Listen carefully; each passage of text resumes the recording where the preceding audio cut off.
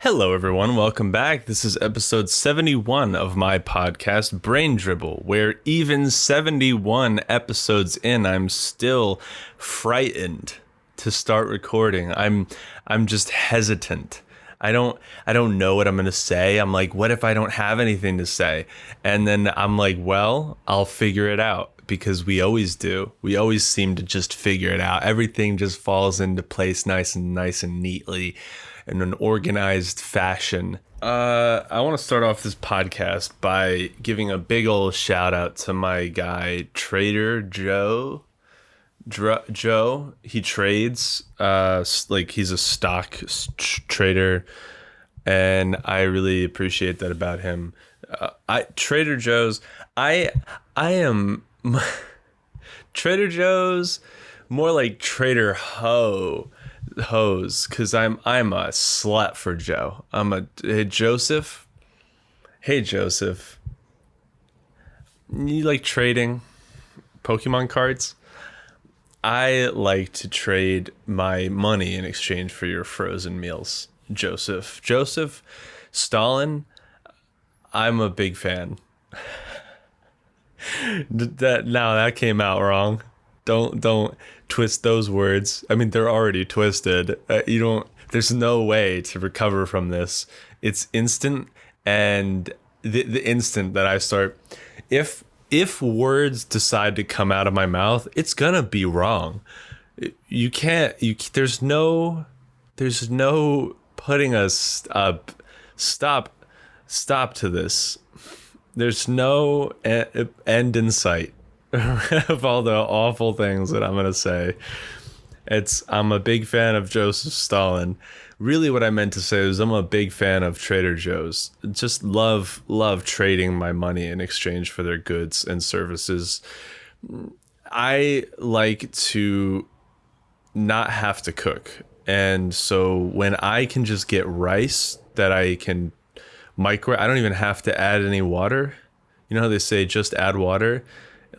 I don't even have to add water. I just pop those babies in the microwave and I heat them up and they're ready to go. And it's kind of a bastardization of Indian food, but it's food and it's pretty good. I think it's rather healthy in the grand scheme of things. I could be getting Wendy's every day, but I'm not. So really what I'm trying to say is Joseph, Trader Joseph, I'm a slut for you. I'm a fucking whore for Trader Joe's. I go in there and I'm just like, fuck me up. Yeah, take away my paycheck.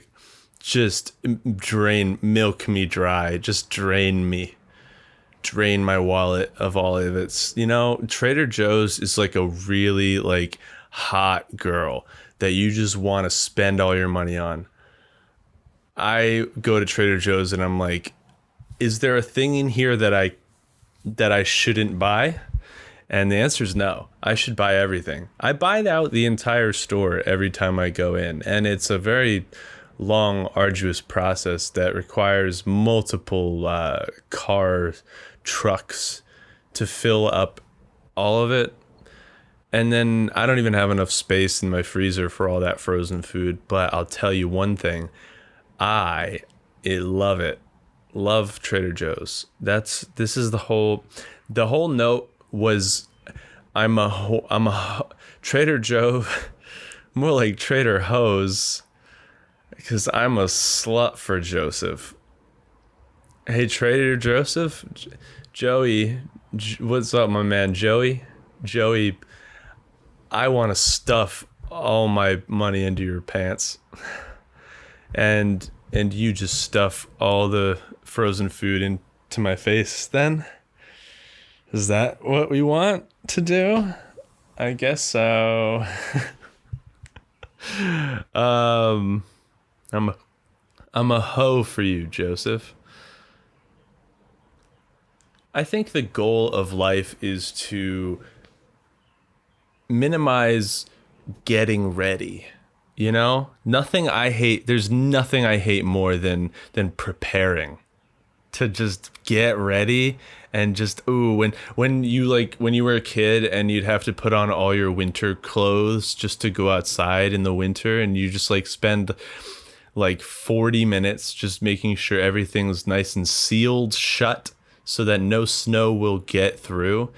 And you just got to make sure all your, because you wear pants and then you put snow pants over that, and then your pants like ride up a little bit because that's how the friction works.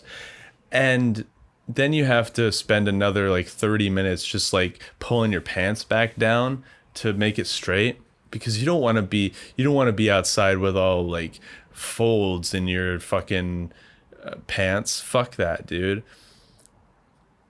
That was the worst, and I hate the feeling of just like spending time getting ready. When I was a kid, I was like, oh, I gotta, you gotta prepare to go outside in the winter when it's snowy out. Nowadays, I say fuck winter clothes. I just wear big, I just wear like 2 pairs of pants and a big coat. And there's no getting ready involved. You just like put the goal of life in my experience is to minimize that getting ready phase. Before you do something, you have to get ready to do it. If I could minimize that, I would be a happy boy. Because I roll out of bed 10 minutes before at work, and I just get dressed, I take a shit, and I go. Like, getting ready is a very, I skip that step in the process. If people spend like 30 minutes just preparing, for the day, just getting all clean and nice and clean, whatever.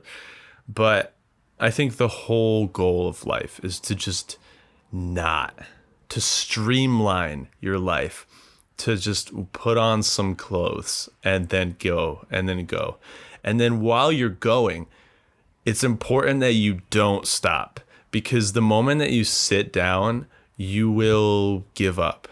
You gotta ride that wave while it's going. Once you have momentum, if you want to get anything done, at least in my experience, you have to do it all in one go. You can't, like, once you sit down after work, if you sit down after work, you give up. That's your day. Your day's done. Your day's done. You gave up.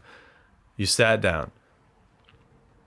Instead, you gotta like keep going. The moment that you get home, you don't shower because you're not done yet. So like, what I do when I get home usually is just switch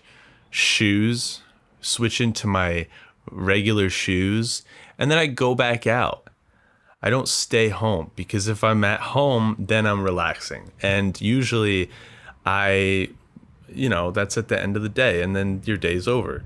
So my whole goal in life is to minimize getting ready and to be doing for most of the day. And then once I'm at home, I just relax and I can chill out for a little bit, because there's nothing worse than sitting and not feeling like doing something. But the moment that you took to rest, to sit down, that was your mistake. You shouldn't have sat down. And so really what I'm saying is stand forever. Just keep standing. Don't ever stop. Stand until it fucking hurts. Don't sit until your legs are broken, because then you should probably sit. Something that I've noticed that society teaches is that success in traditional success is having a lot of money, and having a lot of money means that you think there's some sort of pride attached to the success that you have, that people who don't have the success look at you like you're a fucking asshole. Because people like to flaunt their money, and they just make money, and then they're like, yeah, I can have all these things, and you think you're better for it, but you're not. And that's something that people who aren't successful, and I feel like now with all the celebrities that have ever like been, rose to fame, and then their life went off the rails because of money and drugs and whatever. There's like enough anecdotes to decide that, oh, maybe I don't really want that. Maybe it's not like the goal. Maybe the goal isn't fame. And then you can start to feel like better. It's like the superiority thing. Like people who are in it and conditioned to think that this is traditional success, what this is, they feel pride for having succeeded. And people who haven't look at them like they're assholes because they think that they're better for having the thing. But meanwhile, they're sitting there thinking, they need that to be happy. I don't. And then they think they're better because they don't need the thing. And there's still this power dynamic of like thinking that you're better. There will forever be this resentment of luxury until you have it. For some reason, you believe it makes them think that they're better than you. And the people who make the sacrifice for it are just disconnected and become sad because it's supposed to be the thing, but it's useless. The only thing money gives you is anxiety and trust issues. And pride becomes denial at that point because they'll try and convince themselves they've done it and they're flexing. But the hardest flexors are the saddest of them all. And it takes 2.2 seconds to feel like you're superior because you don't have to do that, which makes you feel disconnected all the same. Either way, you're living out somebody else's idea of success. I don't really know where else to go with that thought, but that was a thought that I had. So if you didn't ever think about that, I don't know if that makes sense. I feel like I'm not saying it in the best way. I think the goal, and Kendrick Lamar's album that just came out is really delves into this topic of just healing and collective trauma that we kind of all have now after COVID. Everyone's kind of just like trying to heal however they can, because it's just a daunting realization that life is finite, and people are just having existential crises. It seems like a lot of people are having these existential crises, and it's just hard to watch. A lot like the just collective, the group think is now just like trying to heal, because we're all so hurt for one reason or another, for like the traditional ideas of what a man is supposed to be. This is definitely something that I've struggled with a lot in my life, is just the overarching, like, I think some of it is even like evolutionary, because up until very recently, there's a quote from a Kendrick, like one of the songs on the album from Kendrick Lamar, that says, being sensitive never helped. Being sensitive never helped. And I feel like that's an evolutionary trait that is no one's fault, because men used to have to be the breadwinners. They still kind of are, but there's that nature like hardwired into our DNA to be a certain way. But in the modern world, it doesn't really make sense. And overcoming the emotional barrier, overcoming whatever anxiety it requires for you to be open and honest and vulnerable as a man, is something that I've thought about a fuck ton. And the fact that I still do this is proof that I'm improving, I suppose, because you could just stop out of fear. At least I'm not doing things out of fear. that I'll be judged. I don't give a fuck what anyone else thinks at this point. I'm 71 episodes in. It's just like, yeah, that's that dude who, whatever, you know? That's the dude who sits alone in his room and talks. And it's fine. It's just something that I've definitely taken into. It seems to be like every big work of art that comes out lately has just been dwelling on the similar things that I'm thinking about, like on the regular, like just this dynamic of being vulnerable and like, oh man, it's easy to get caught up in the game, the rat race, whatever this is, and forget that you're gonna die one day. And I feel like the tide is kind of turning in a sense where now we all kind of understand that everybody has shit, you know, everybody's got their own things to deal with, and we're all just people. And something that I really liked on one of the songs, Auntie Diaries, the use of the F slur, as it were, which is, I think, is kind of funny that you say the F slur instead of the F word, because the F word is already taken. There's two F words, so they just call it the F slur. And I don't know why, but that phrase, the F slur, is just so silly, because I can relate to Kendrick in that when I was growing up, the F slur was not as big of a deal as it is now. Like, obviously, the reason that it's a big deal now is because we've accepted the fact that is a word that is used to degrade a certain group of people, similar to the N-word, and he relates it to that. And it's, I guess, what I'm trying to say is that when I was growing up, I was taught that you know, sticks and stones may break your bones, but words will never hurt you. So this whole culture shift where people started being offended by that word, and then suddenly that word became like an absolute no-go. I felt like a little left behind. I don't know if it was because I'm straight or because it's just the culture, but I think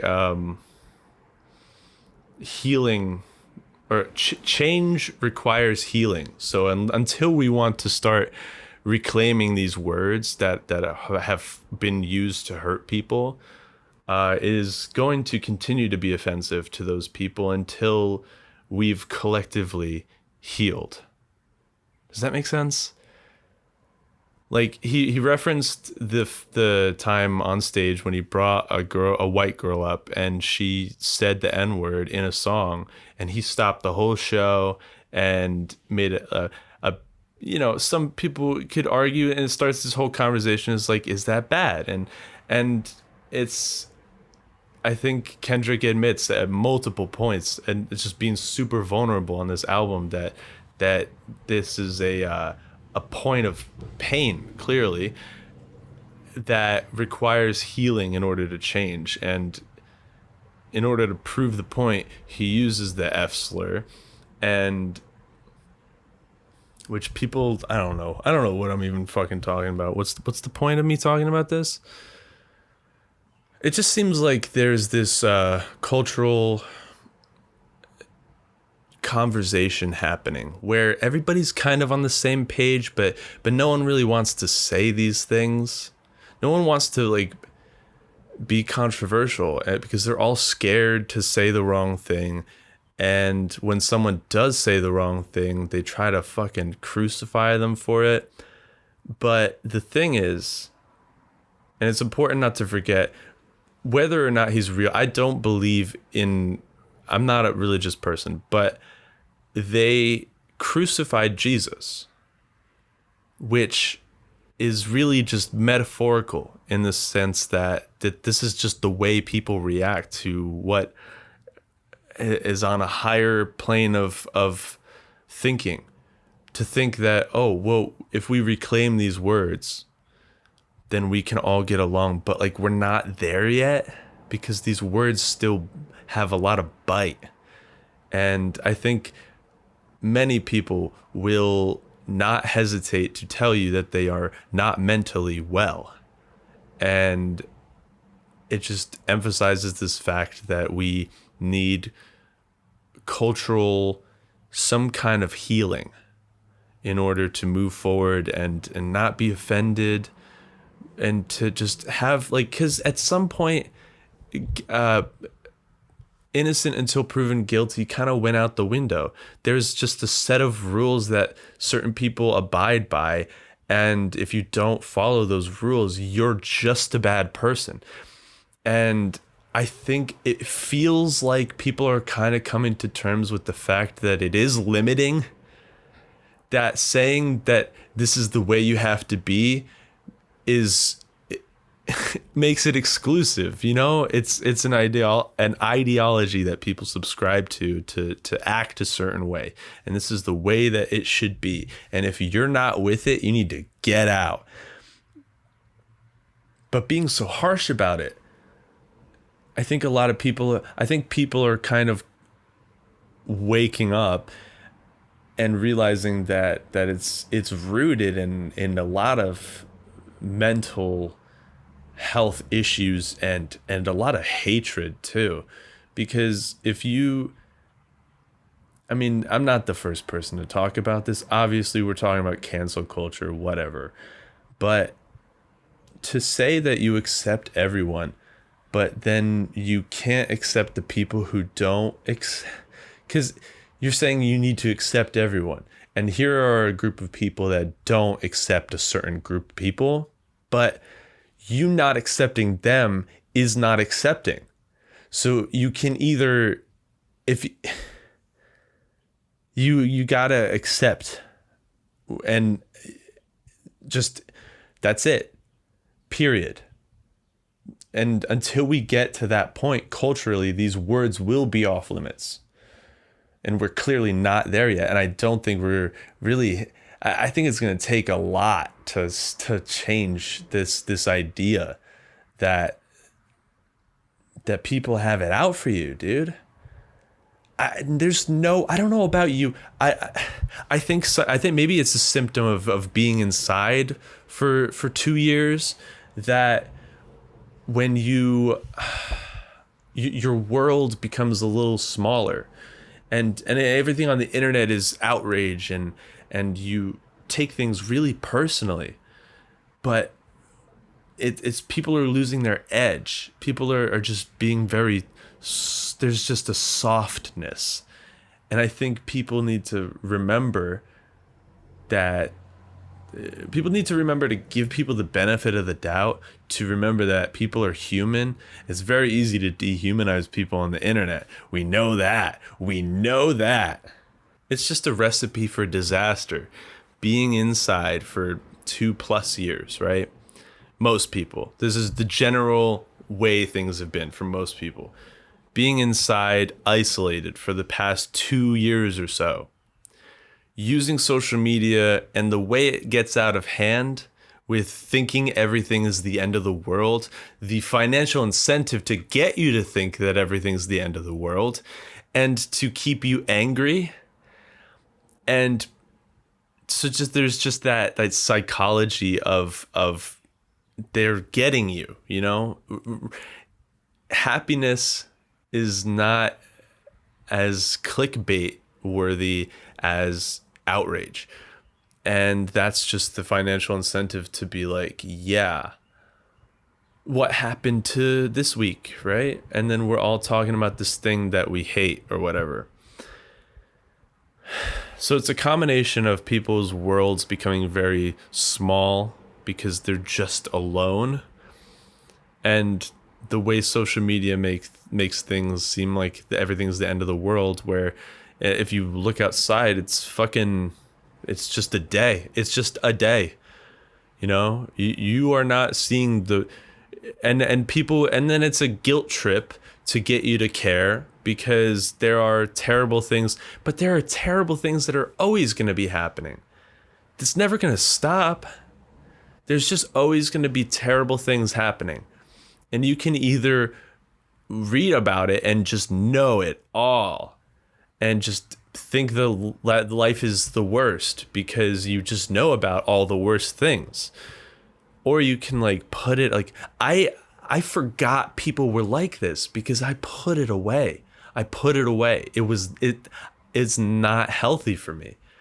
It was the summer of 2020, you know the one. And just every day it was the worst. Like, I thought we were living in hell.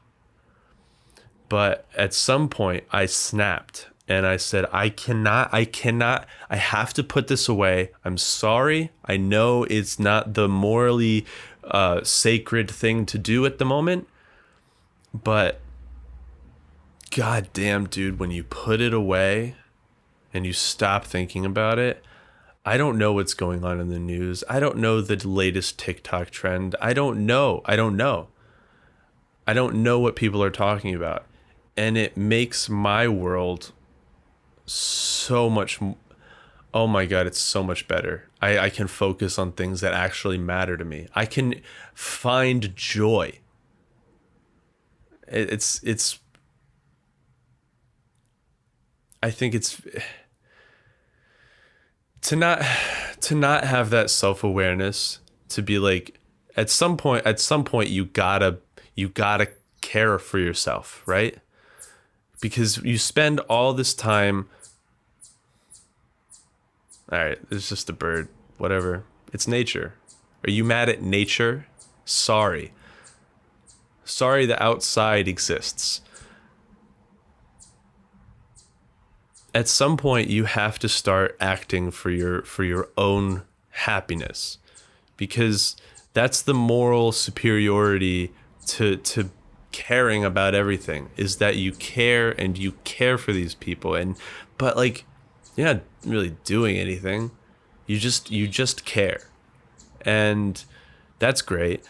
But unless you're actually changing things, caring isn't really gonna do anything.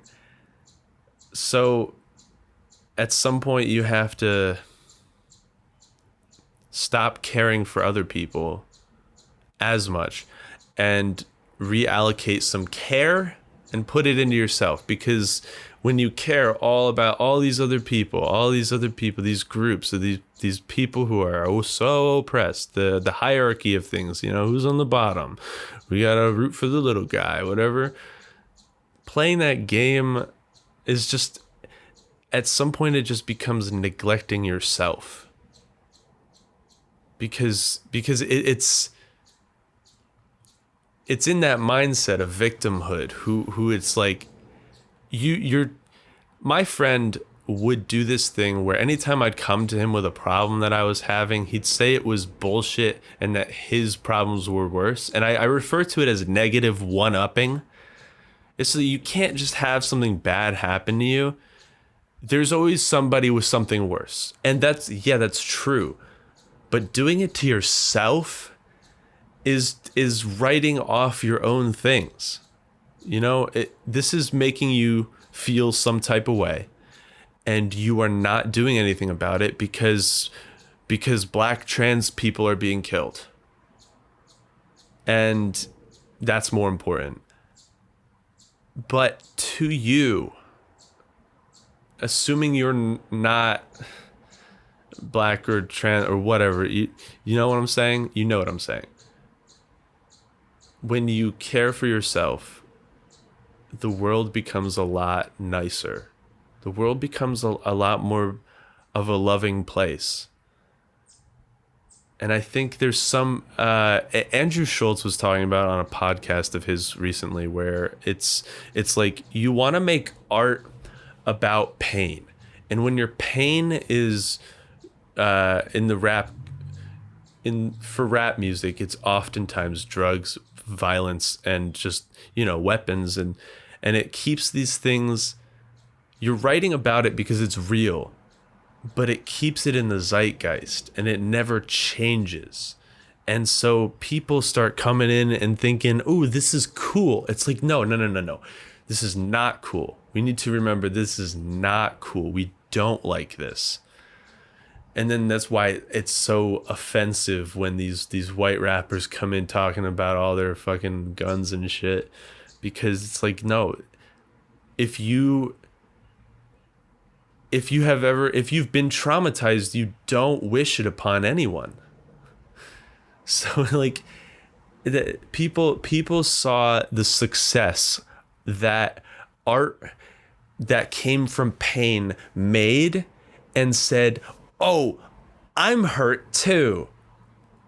Feel bad from, and like they just took it in a weird different angle where they're like, oh, it's kind of the joke that I was making on the I Quit episode, where I was like, I haven't had a bad enough life in order to have that contrast where my highs will be super high. Because my lows were super low, I'll be this talented individual who can make beautiful art from his pain. People think that if their lives are bad, that they'll be better at art or whatever, and it just kind of keeps this idea in this atmosphere that it's the outsider's perspective on music that revolves around drugs and violence and gangs and, you know, all this shit. The outsider's perspective is like, oh, so you think you're cool because of that? It's like, no, this is just real life, you know? And it keeps it in the zeitgeist. It keeps it in the conversation, and it keeps those racist people having their confirmation bias. They're like, see, that's all they do. And it just perpetuates this cycle where if we want change, we need to remember that these are bad things. We don't want this. Don't we want to heal? Why are you going on TikTok again talking about your fucking mental illness? No one wants to know about the fact that you couldn't get out of bed this morning. You should want to be better. But people are still in this phase where they think that getting that negative one up is what will send them. That's not how it works. And you just have a population of people who just feel bad for themselves. And I don't know what to do about it. That's something that it feels like art is trying to tell people, and people just can't get it. Because I feel like I'm on the outside of it. I am on the outside of it. I put it away. I don't have social media on my phone. I don't look at Twitter in the elevator. I don't go on Instagram. The only thing I do sometimes on my phone is check how many followers I have on TikTok, because it keeps going up, and I appreciate all of you. I don't use social media like that. And I haven't for a long time, because I hate to beat this fucking dead horse, but like, dude, get off of it. Get off. Because these problems will become a lot more, your problems in life will become a lot more present and relatable to you. If you have these conversations all day, every day, there's two sides of it. There's the people who do this and they still think in this victim way, and they have these existential like questions, like they feel like the weight of the world is on them and they have to change it. They have to be an influencer and to use their voice for good or whatever. Having all that like guilt and pressure on you. There's that, and then there's the people who gave that up, like me, who tell you to give it up. It's just two sides of the same coin. It's like, dude, stop trying to do that thing, because it's just not gonna work. You can't solve world hunger, and not that you shouldn't try, but just think about what kind of. It's impossible for you. I'm going to just say it. It's impossible for you to solve world hunger. You will never do it. Try. And you know how I know? Try. It is an overwhelming task. And I think a lot of people would benefit from just giving that shit up.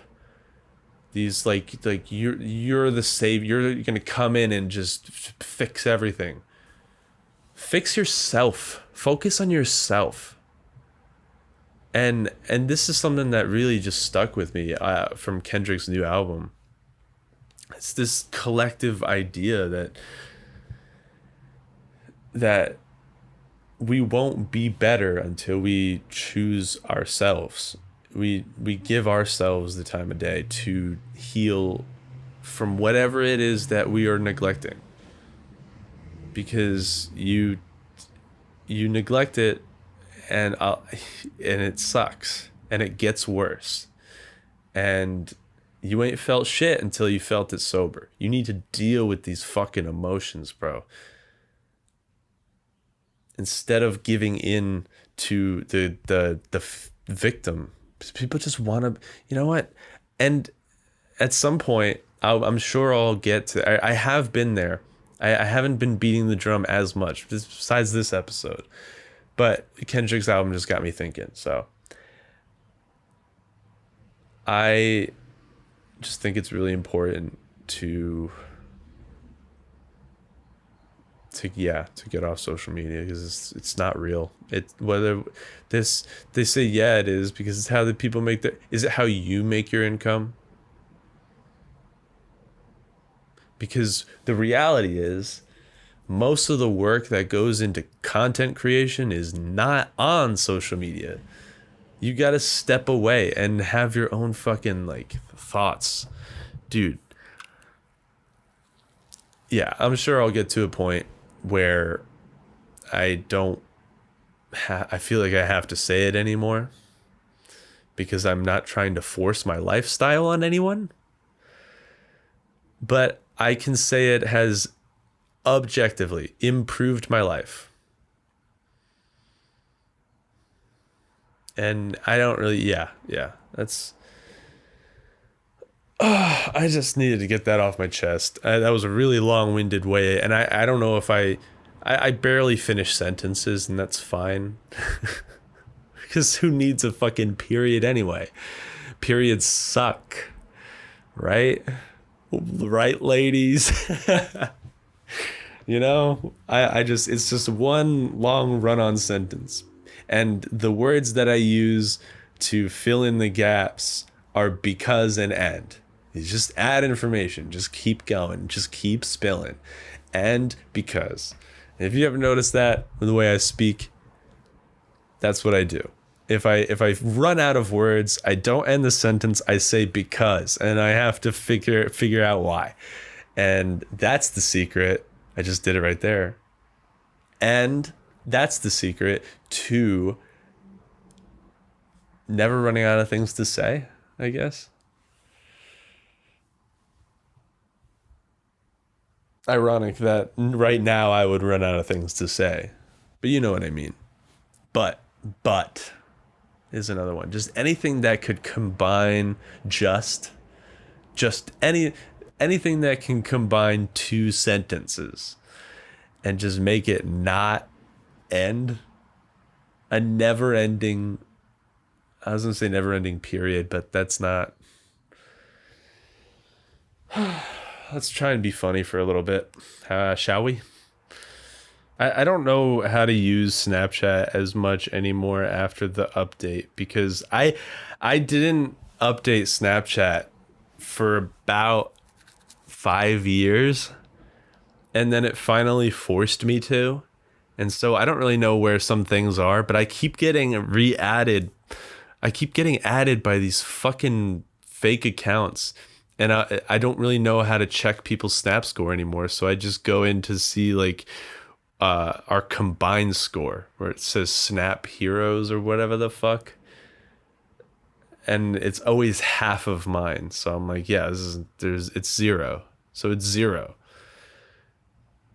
I don't know what they want. What do they want?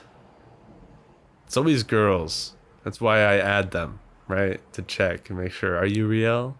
What if this is the love of my life? Stupid. I'm a primate.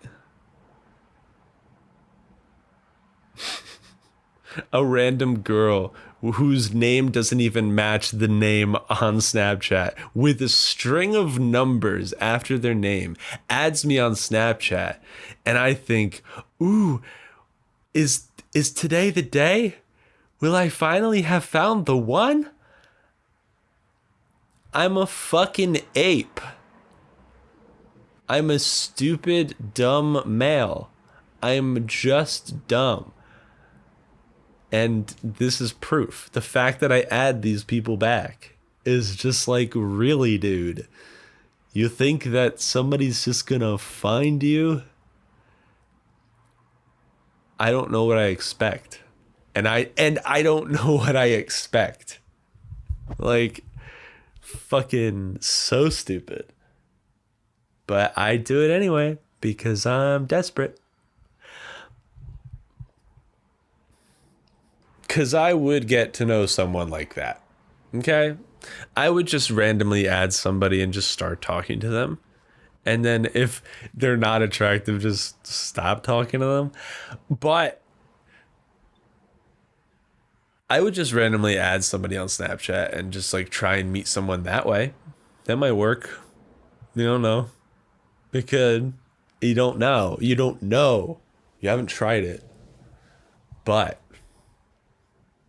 one of these days, it's like I have been doing it. I never did it, but like I've been doing this for a while, and trust me, one day I'll find the one. Okay, dude. You report back when you found the one by adding random Snapchats. That's something that is weird now, is especially if you would try to meet somebody that way. You'd probably be adding a lot of minors because you don't know who these people are. And if you just try and go for everyone, they're going to be like, what if they're like a child, you know? And I'm just thinking, man, what if I like go up to somebody in public and get it so wrong? Because I swear to God, dude, there are some people who could either be 15 or 25. Like, it's just anywhere in between there, and you can't tell. Because I didn't have a beard when I was 15, but some people do. Some fucking kid with a beard, I thought he was probably like 20. He was 15. And I was just like, what? That's crazy. Kids, they just keep on looking old. I can't tell if I don't know how old I look. Do I look 50? Because somebody called me an impractical joker, and I get referred to as a dad pretty often in the grand scheme of things. I always get compared to old. Do I look old? And if I do look old, how old will I look when I am? God, I got so much anxiety and just pressure on my shoulders all the time that I'm aging twice as fast as regular people. And that's just the way it is. I'm aging super duper fast. People mistake me for a 50. Somebody commented, they thought I was 40. And I had to, it was on my video where I was like,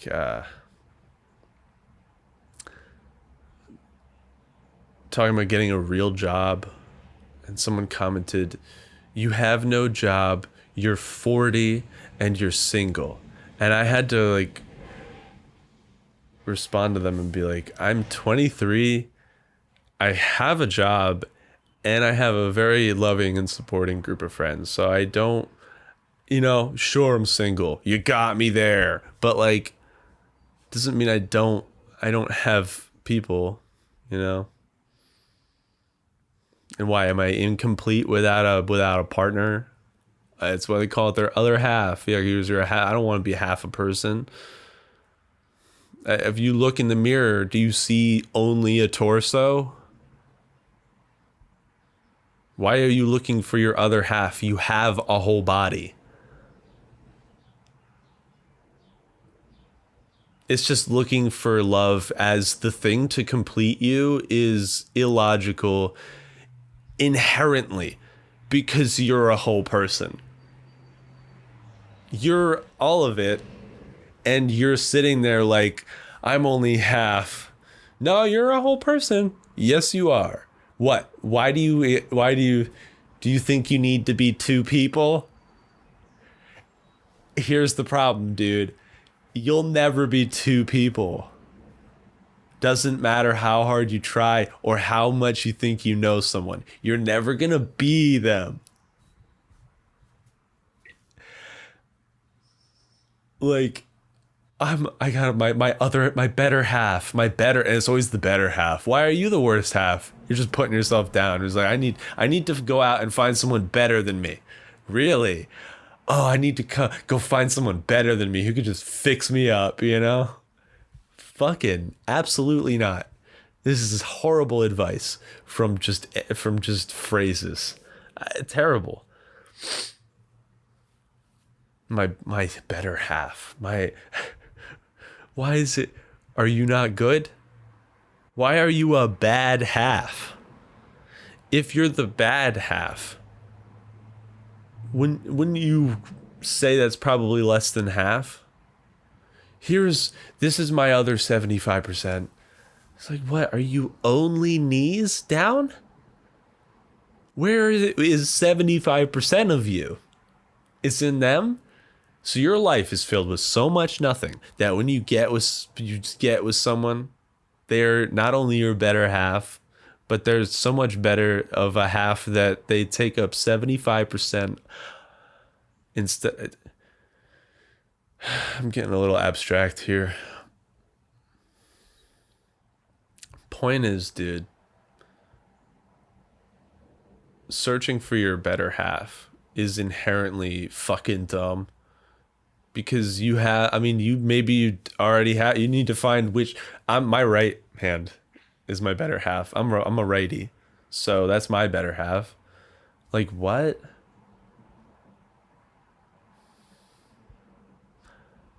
I think my upper body's stronger than my lower body, so that's my better half. Oh, like, why is your better half a separate person, dude? I swear to God, you could be trying your entire fucking life, and maybe you'll be the guy to figure out how to do it. Maybe you'll be the first person. You'll prove me wrong. See, I can become two people. Fine, man. Maybe your mind is so powerful that you can take up two bodies, but I can't. So I'm gonna stop trying, and I'm going to accept me as a whole person, and then I'll be two people. Instead of trying to be two people, I will be a collective two people, because you're only half. So you're looking for the better half, which is only one, but I'm going to be two. You know what I'm saying? You're picking up what I'm putting down. I'm going to I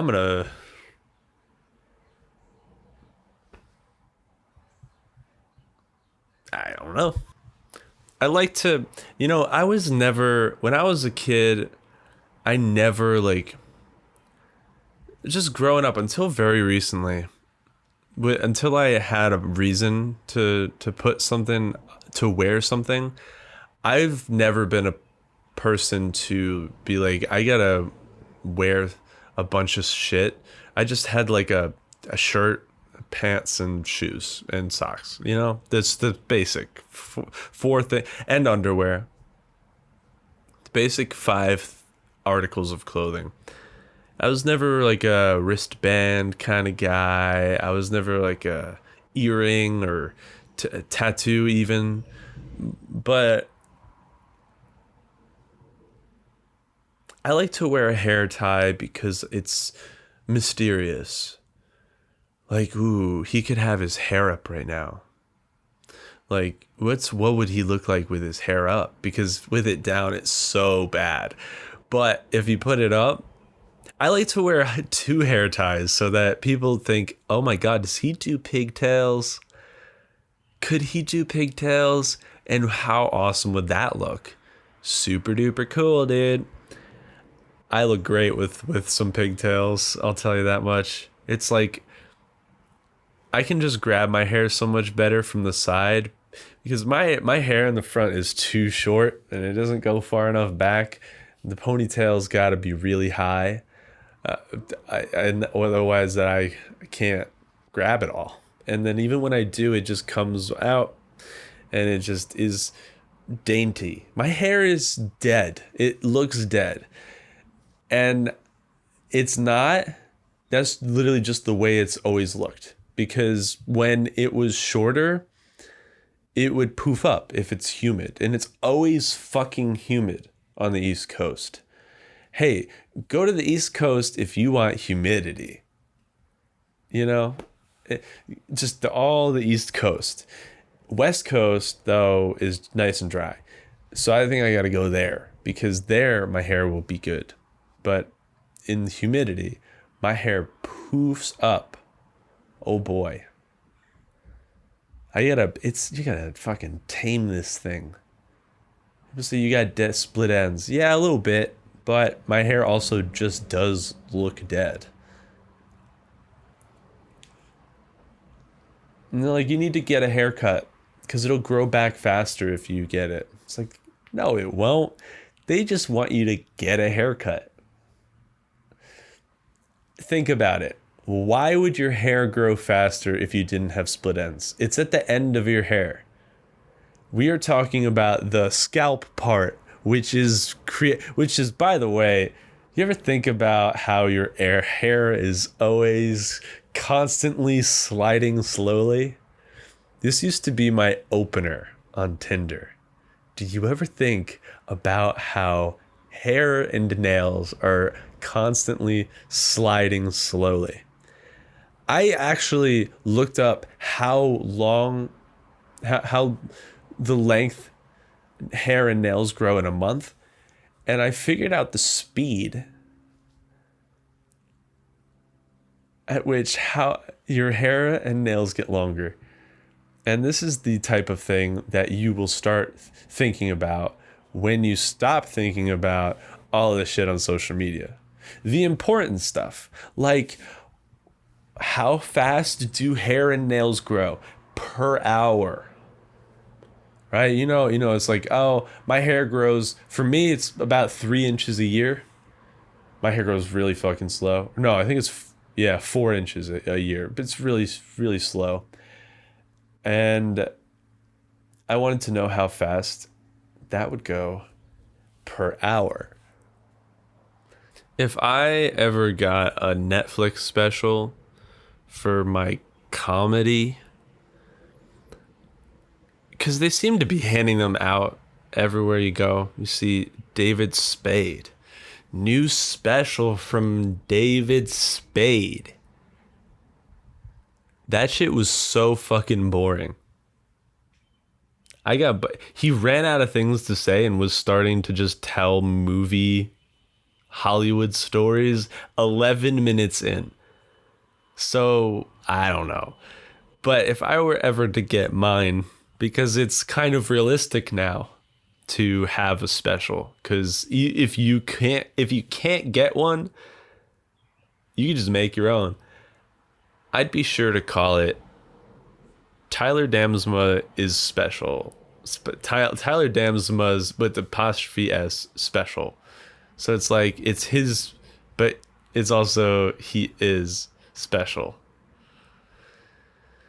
'Cause I'm special. Smeshel? Smeshel. Sure. Fine. I always fuck up, like, just talking.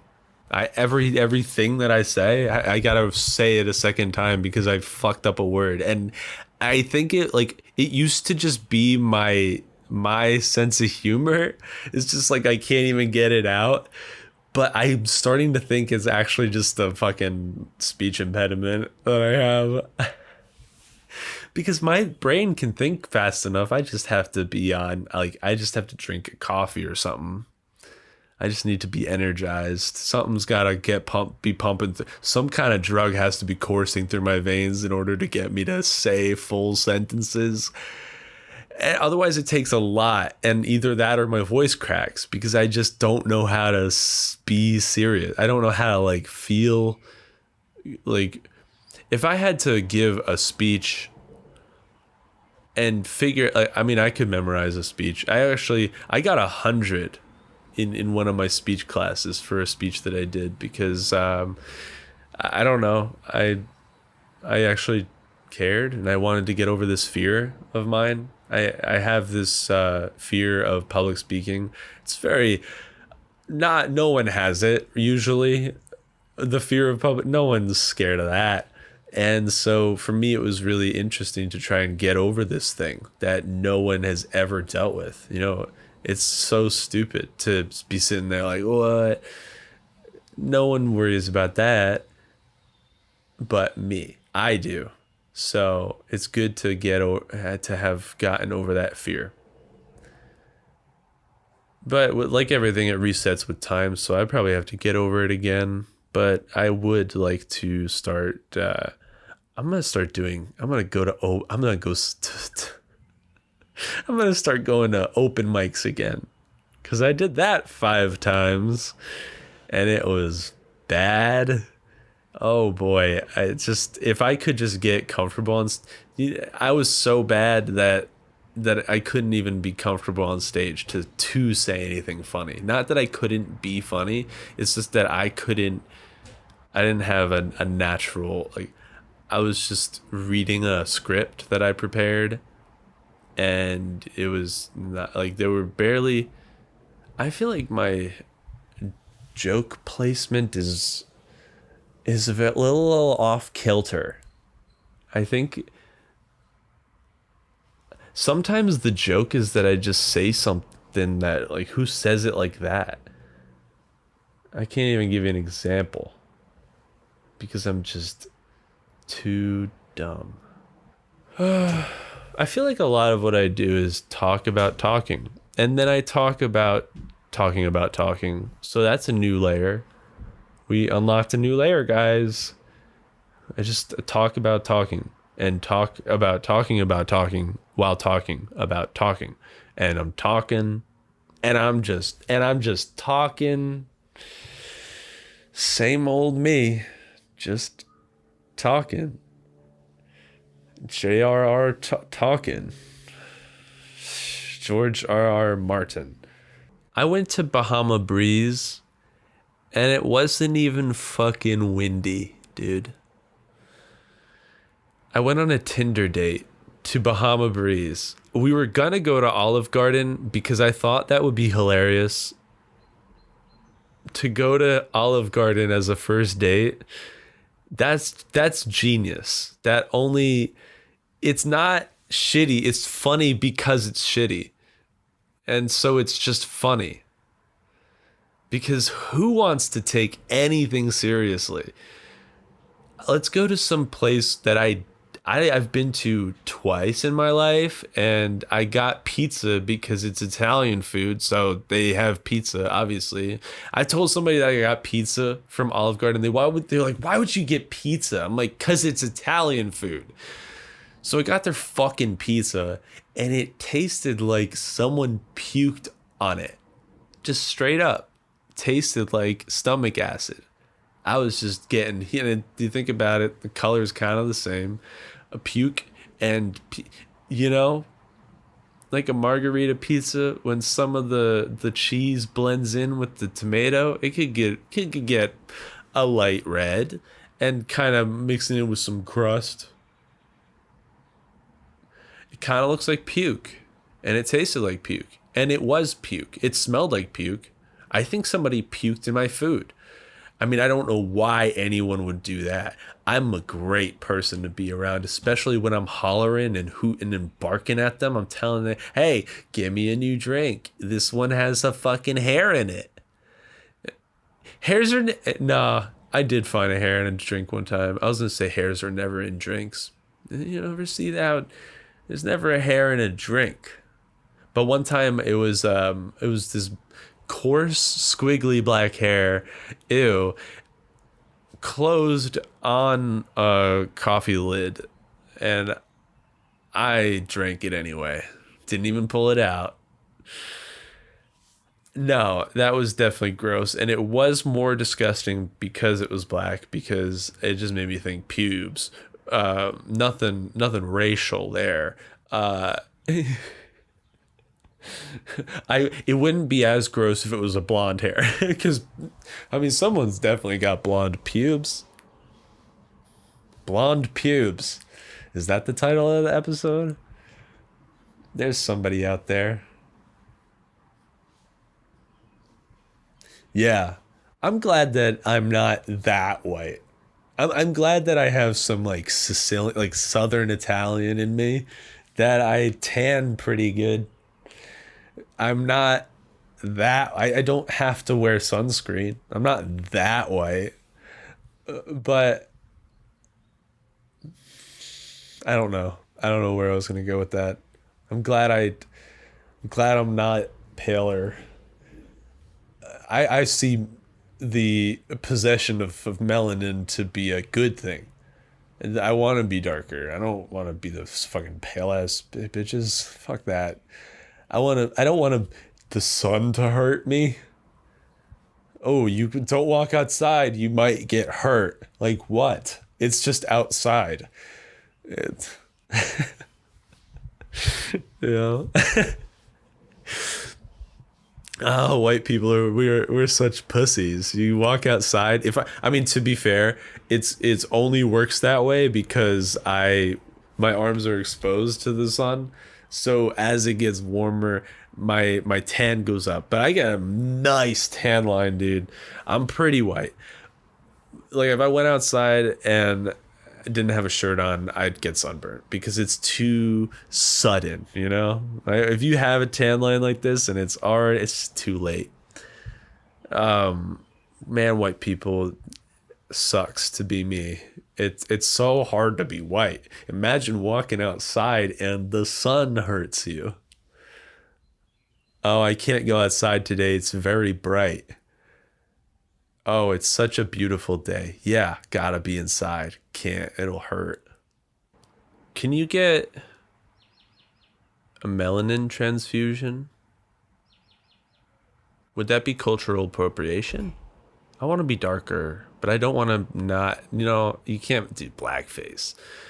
I'm going to try and like change my DNA to like make my skin darker, but like it's like the steroids version of it. You don't go through any surgery to physically like change your skin. You change the DNA so that your body starts making darker. I want my body to naturally produce darker skin. I want to be black.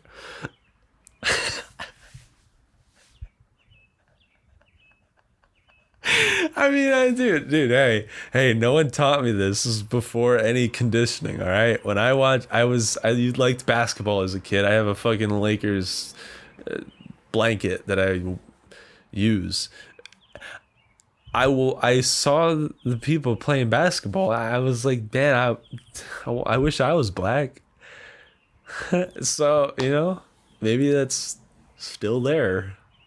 It's like they're so shiny. They glisten. Their sweat. There's more contrast between the light bouncing off the sweat on their face as opposed to a white person, that they look shinier. So I'd say they're shiny, and I wanted to be black because I liked basketball. I just noticed that the majority of people, I thought, that's just what a kid thinks. Is like, well, I guess you have to be black to play. God. Alrighty, I think that's about all I got in the tank for this evening.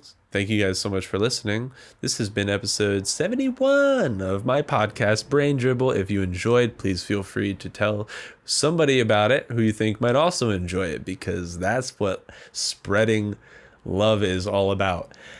And if you haven't rated the podcast, then do that. Rate it on Apple, iTunes Store, podcasts, whatever the fuck it is. I don't know. They have so many different apps for the same shit. Is it on Apple Music? Is it on Apple Podcasts? Is it on iTunes? I don't know. I don't know. It's just there. It's somewhere. Rate it somewhere, the podcast. And I'll see you next time. Bye.